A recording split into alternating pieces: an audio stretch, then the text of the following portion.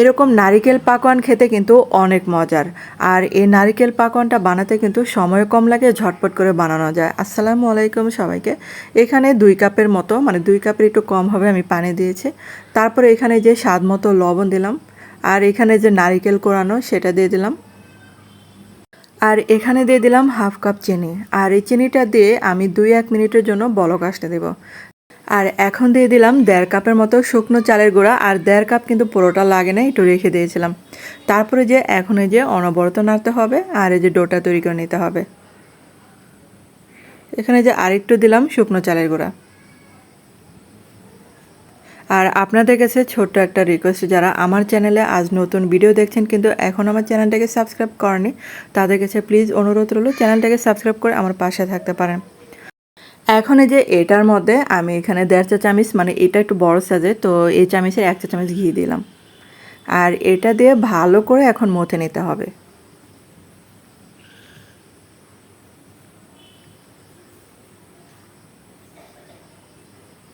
তারপর এটা কিন্তু আমি ভালো করে মথে নিয়েছি। আর এখন হচ্ছে একটা পিঁড়িতে রুটির মতো বানিয়ে নিচ্ছে, মানে যাতে তাড়াতাড়ি হয়ে যায়, মানে অল্প সময়ে অনেকগুলো বানানো যেতে পারে।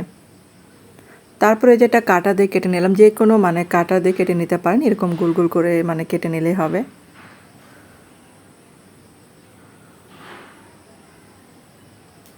আর এই নারিকেল পাকোয়ান পিঠাটা খেতে কিন্তু অনেক মজার হয়, তো অবশ্যই কিন্তু মানে বাসায় বানিয়ে খেতে পারেন।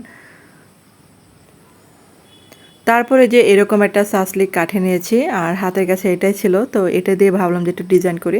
আর আমি কিন্তু মানে অতটা পারদর্শী না ডিজাইন করার জন্য, তারপরে যে চেষ্টা করলাম একটু ডিজাইন করার জন্য।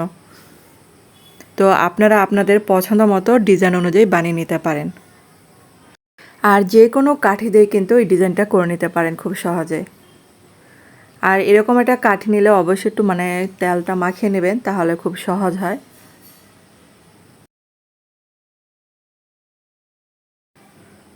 আর এই যে টুথপিকের সাহায্যে দেখেন আমি একটু ডিজাইন করে মানে একটু পিঠাটা তুলে দিচ্ছি। তো এভাবে মানে ডিজাইনটা হয়ে যায় ঝটপট করে। আর হঠাৎ কোনো মেহমান আসলে এই পিঠাটা কিন্তু বানাতে পারেন ঘরে যদি নারিকেল থাকে। আর নারিকেল পিঠা যেহেতু নারিকেল না হলে ভালো লাগবে না, তো আপনারা মানে এই পিঠাটা বানানোর চেষ্টা করবেন যদি নারিকেল থাকে ঘরে।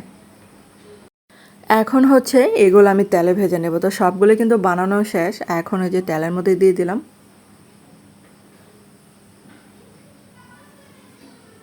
তো এগুলা কিন্তু প্রথমে উল্টানো যাবে না, এটা যখন এক সাইডে একটু ব্রাউন কালার চলে আসবে তখনই কিন্তু এটা উল্টাতে হবে, না হলে আবার ভেঙে যেতে পারে, যেহেতু এটা নারিকেল নরম থাকে, চিনি দেওয়া আছে।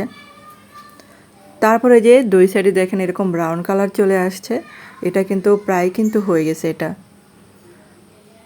তো এগুলো এখন এই যে চুলা থেকে নামিয়ে ফেলছি আমি। এই পিঠাগুলো গরম গরম খেতেও অনেক মজার, এবং হচ্ছে ঠান্ডা খেতেও অনেক মজার। কামড়ে কামড়ে নারিকেল পড়ে, খেতে যে কী মজা লাগে।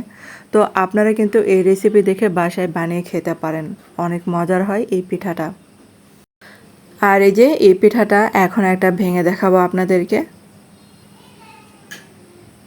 এই পিঠাটা কিন্তু অনেকটা সফট হয় খেতে, তো এত মানে শক্ত হয় না।